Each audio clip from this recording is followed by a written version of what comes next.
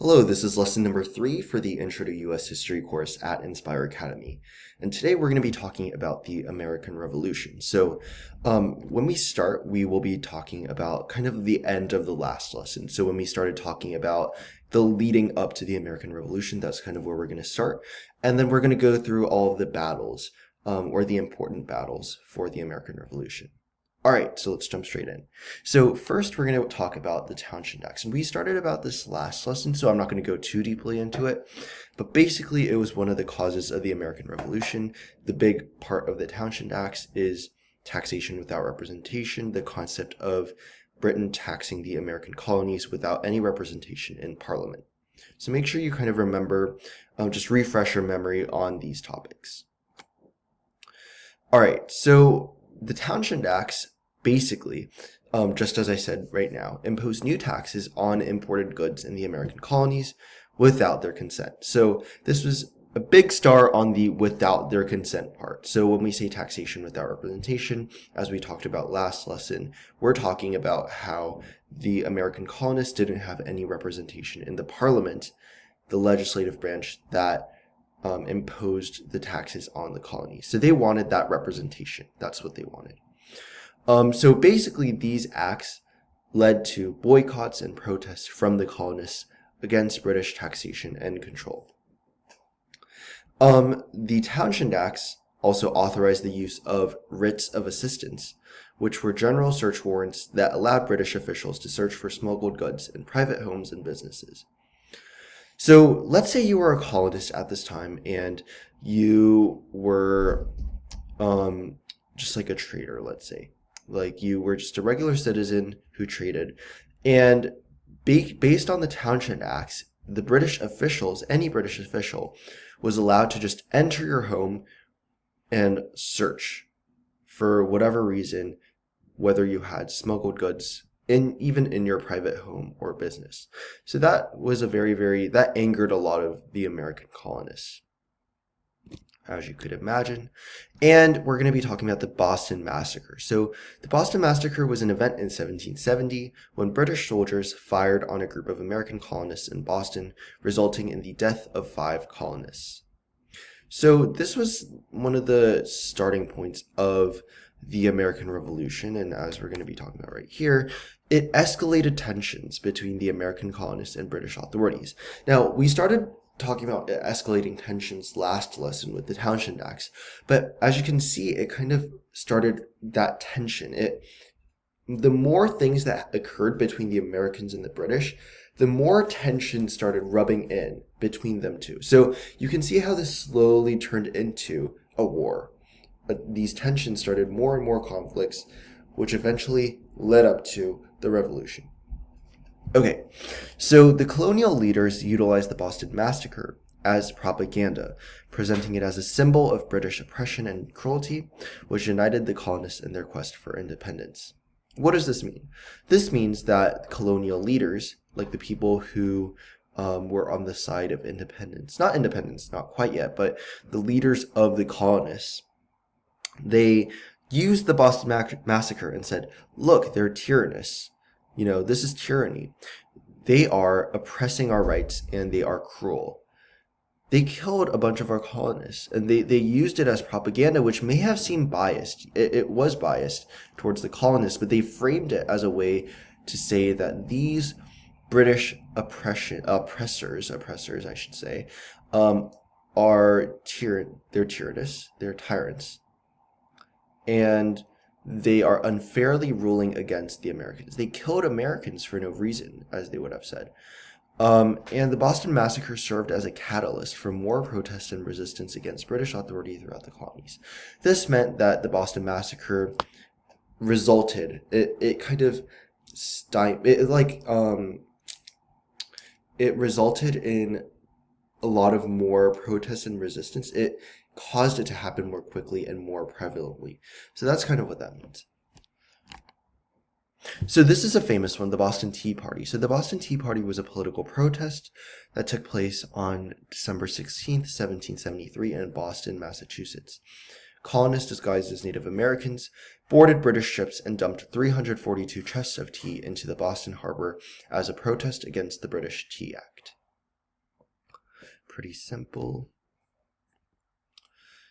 And the effects on the revolution this had. So obviously the British didn't like that they did this, and they wouldn't go without revolt. So retaliation. So the British Parliament passed the Coercive Acts, which were also known as the Intolerable Acts by the colonists. Intolerable meaning we can't stand this anymore.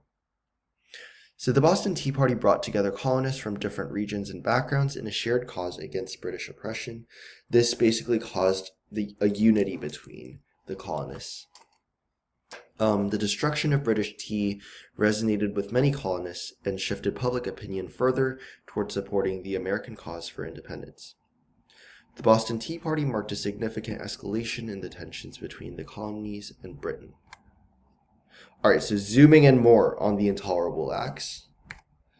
The Intolerable Acts, also known as the Coercive Acts, were a series of punitive measures imposed by the British Parliament on the American colonies in response to the Boston Tea Party.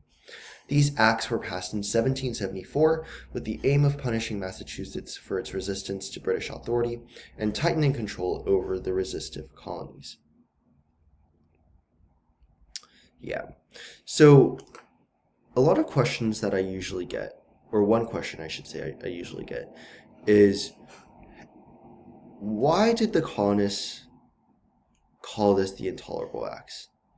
Because one student said that this seems very, very reasonable considering the colonists did a full-on revolt against, and a full-on economic revolt against the British. I mean, they stole a bunch of tea and dumped it in the ocean, so wouldn't this be fair? One student asked. Well, to the colonists' eye, remember this was used as propaganda, so it was probably very, very biased. And the colonists as a whole, not just the people in Boston who saw what happened, but as a whole, the colonists saw this as the British unfairly going against the Americans. So even if it was just a few people who did this, the Sons of Liberty, they punished the entirety of Massachusetts for their resistance to British authority. It wasn't just they didn't just arrest those few people that did it. They put economic sanctions against the entirety of Massachusetts. They put basically a fist over them, the entire colony, and said, you guys have to get it together, even though it was just a few people. So to the general eye, it looked as if Britain was oppressing the American people, not just the few colonists that dumped the tea in the ocean. So here are some of the parts of the Intolerable Acts. You can read into these. We're not going to spend time doing that because it does get a little bit beyond the scope of this course. But these are important, and I think it'll give you kind of a better perspective if you read through these. All right, so this is one of my favorite parts. So in a typical Zoom lesson, I would put together a debate. So were the Intolerable Acts justified measures or unjustified acts of oppression? Think about what you think. Now, usually, what I usually get is out of 10, 9 people usually say it was unjustified. And then there's always that one person who says it is justified. So it always turns into this fun 9v1. But since this is a recorded lecture and we unfortunately don't get to do the debate, we're just going to talk about it a little bit. So the effects of the Intolerable Acts united the colonists in opposition to British policies, which fostered a sense of colonial unity and cooperation. Now think about what the colonies were before this. The colonies were 13 separate colonies. They weren't united in any way. But how do we get from having 13 colonies to having one United States of America? Well, that came through stuff like this, where as a whole, America felt oppressed by the British. And as a whole, America got united. It wasn't 13 colonies anymore. It was the colonies as a whole being oppressed and opposed to British policies. So yeah, that's kind of how that became. And the harshness of the acts radicalized many colonists, leading them to support more drastic measures to resist British rule, such as calls for independence. Star calls for independence here. In response to the acts, the First Continental Congress was convened, where delegates from 12 colonies discussed and coordinated resistance strategies, further solidifying their resolve against British authority. So you can see how the Intolerable Acts started to unite the colonists. It started by uniting the colonists in voice in opposition to British colonies, and then it led to many colonists calling for independence. And then, as a whole, because of all the stuff happening in the colonies, the First Continental Congress was convened. So this was the first time when most of the colonies, 12 colonies out of the 13, convened to discuss what they thought. And this was really, really important. Think about it, because representatives from 12 colonies came together and discussed ideas. They got to know each other better. They shared their thoughts and views. So this became the first federal government of the United States. That's why it's called the First Continental Congress. All right, so we're going to do one more note taker. So you're going to make a copy of this document, and it'll take you to a similar note taker to what we did in the first lesson, where you're just going to fill out blanks. So this is a fun interactive activity, and hopefully it'll help you kind of visualize everything better and understand everything better. All right. So the first battle we're going to talk about is Lexington. So on the morning of April 19th, 1775, a force of about 700 British soldiers called Redcoats marched from Boston to Lexington with orders to seize colonial military supplies and arrest revolutionary leaders. In Lexington, they encountered a group of about 70 colonial militia, known as Minutemen, who were gathered on Lexington Green. It is unclear who fired the first shot, but it resulted in a brief exchange of musket fire. The British soldiers quickly overpowered the colonial militia, and the Minutemen retreated to Concord, which is another city close by. And it was a British victory overall. So this battle is known as Lexington and Concord, and this first fire, we're not sure who fired it, whether it was the British or the Americans, but it was called the shot heard around the world.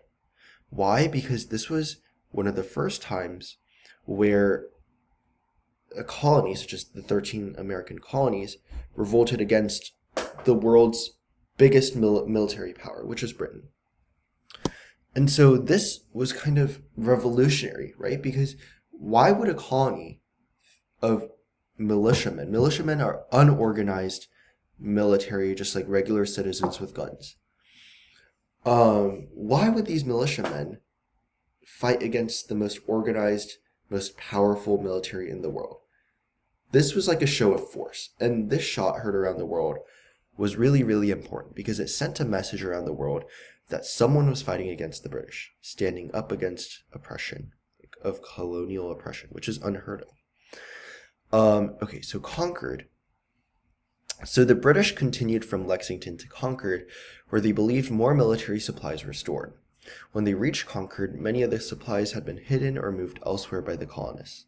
As the British began searching for the supplies, they encountered colonial militia and Minutemen, who had been alerted by messengers earlier in the day.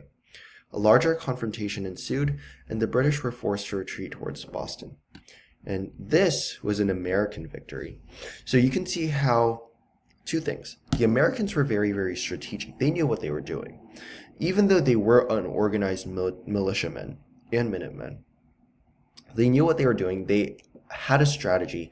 They hid the supplies ahead of time, and they were organized to some degree. Not as much as the British, but they still had messengers who were carrying around messages. And they communicated. So they had some sort of strategy. And number two, the second thing I was going to talk about is they were the people fighting for their own freedoms. They were people who were motivated, who knew they were being oppressed, and they were fighting for their freedom.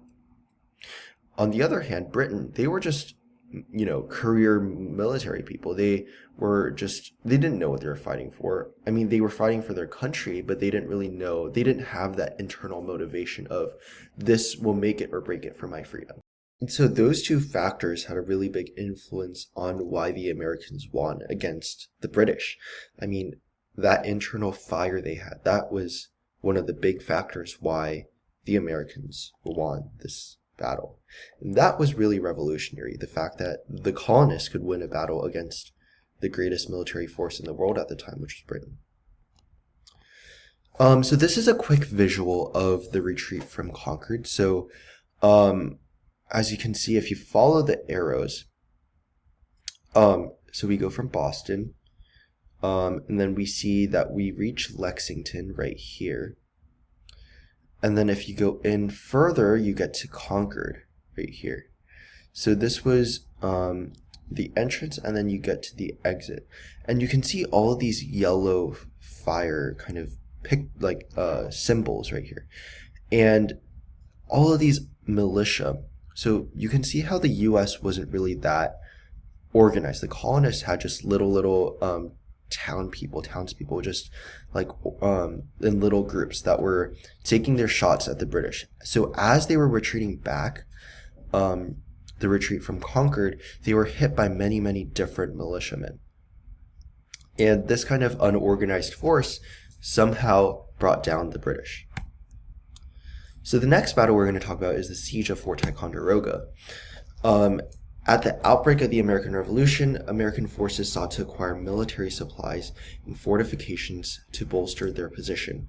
Fort Ticonderoga was a key British-held fortification that controlled access to the vital waterways of Lake Champlain and Lake George. Capturing this fort would provide the American forces with valuable artillery and munitions.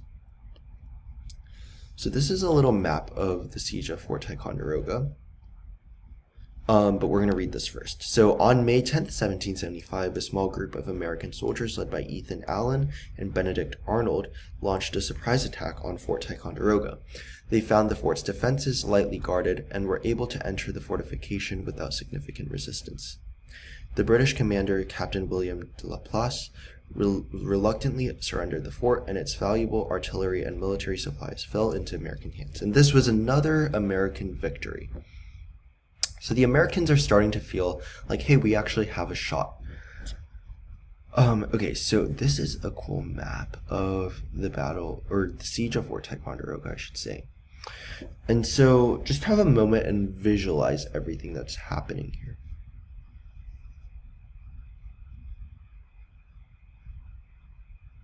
So if I were to explain this a little bit, this is Fort Ticonderoga with St. Clair right here, General Burgoyne right here. And a siege is basically when you surround a fort, a fortification, and you kind of don't let any supplies in or out. So that kind of limits the fort's ability to get supplies. And that's kind of the strategy for sieging a fort.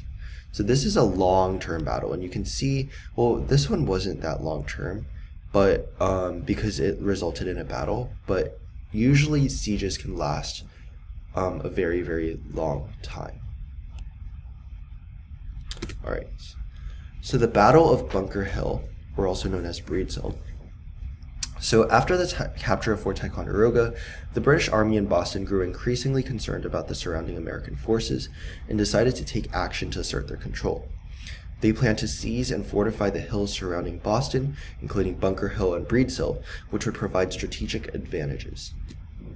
So this is another map of Bunker Hill and Breed's Hill. So American forces led by William Prescott occupied Breed's and Bunker Hill.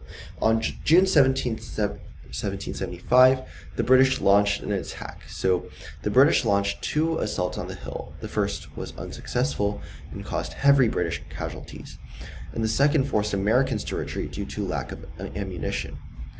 It demonstrated Americans' ability to withstand the British army. So, okay, this says it's an American victory. It's kind of debatable. I think in some sources it says it was a British victory. But overall, it was an American victory. So if you know what a Pyrrhic victory is something where it seems like technically it is someone's victory, but they actually lost more than they gained. So I'll give you an example with this battle. So the British charged first, was unsuccessful, and it led to so much British casualty that it was overall, even though the Americans had to retreat to like, if the Americans retreated, that means the British won. But overall, the British lost so much, like they had so many casualties, so many people died, that overall it was an American victory because the British lost so much more than they gained. All right, so the Battle of Dorchester Heights. So in 1775, British forces occupied Boston, and the city became a central location of conflict between the American colonists and the British government. The British troops were in control of strategic high points, including Dorchester Heights, which overlooked the city and its harbor. Another map here. George Washington devised a plan to position artillery to threaten the British occupation of Boston. Over the course of 2 months, Henry Knox and his forces moved all the heavy artillery from Fort Ticonderoga to Dorchester Heights. The British, realizing the danger, evacuated Boston and withdrew their troops to Halifax, Nova Scotia, which is in Canada, so they are officially out of the colony. And this was an American victory. Again, another strategic victory by Henry Knox with his moving of artillery. The Battle of Brooklyn. In the summer of 1776, after declaring independence for Britain, the Continental Army, led by General George Washington, faced a formidable British military force of 130 warships. British General William Howe aimed to crush the American rebellion by capturing New York City, a key strategic location and a focal point of British operation. This is another map. On August 12, 1776, the British began landing troops on Long Island. The American forces, consisting of mostly inexperienced and ill-equipped soldiers, were significantly outnumbered by the well-trained British and Hessian troops. Despite some initial success, the Americans were unable to hold their positions against the British advance, so they lost this battle. General Howe outflanked the American defenses, leading to an encirclement of the American forces. Instead of attacking, the British laid siege to the forces. A heavy fog gave enough cover for the Americans to retreat to Manhattan through the East River, and overall, this was a British victory. Battle of Trenton. Okay. After the Battle of Brooklyn, the Continental Army had a very low morale. George Washington crossed the Delaware River to reach a Hessian camp in New Jersey. And on Christmas Eve, on December 26th, the Continental Army launched a surprise attack on the Hessian forces. The American forces quickly overwhelmed the Hessian defenses, led to a boost of American morale, and eventually it was an American victory. And I believe on your note taker, let me go find it. So in your note taker, there should be a image of this battle of George Washington crossing the Delaware. This is a very famous picture of George Washington crossing the Delaware River. And so you see George Washington with his troops, and this is where he crossed the river on Christmas Eve to New Jersey. And I've actually seen this picture in real life. All right. Where are we? Battle of Trenton.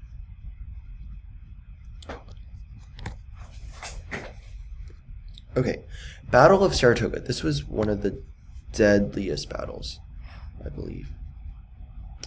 Okay.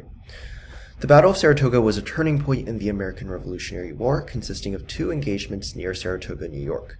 The American forces, led by General Horatio Gates and Benedict Arnold, achieved decisive victories over British General John Burgoyne's troops.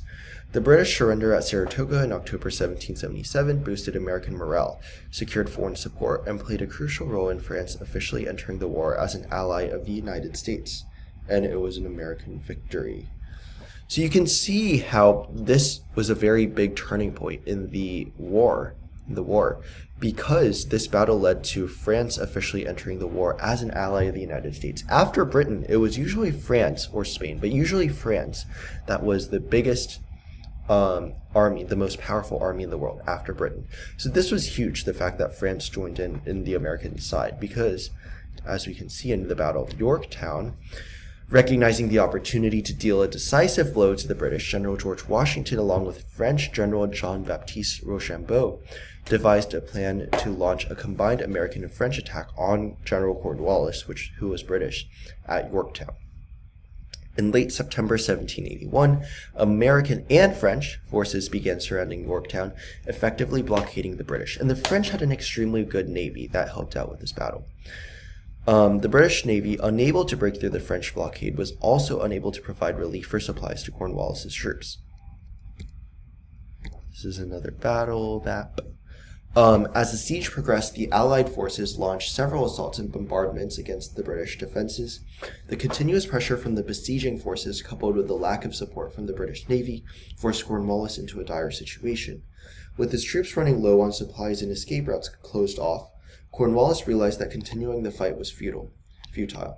On October 19, 1781, he surrendered his entire army to General Washington. And this battle is officially considered the end of the American Revolution, with an American victory, securing American independence. And with the Treaty of Paris ending this war, it recognized American independence. The borders of the new United States of America was defined. So northern boundary at the Great Lakes and the western boundary at the Mississippi River.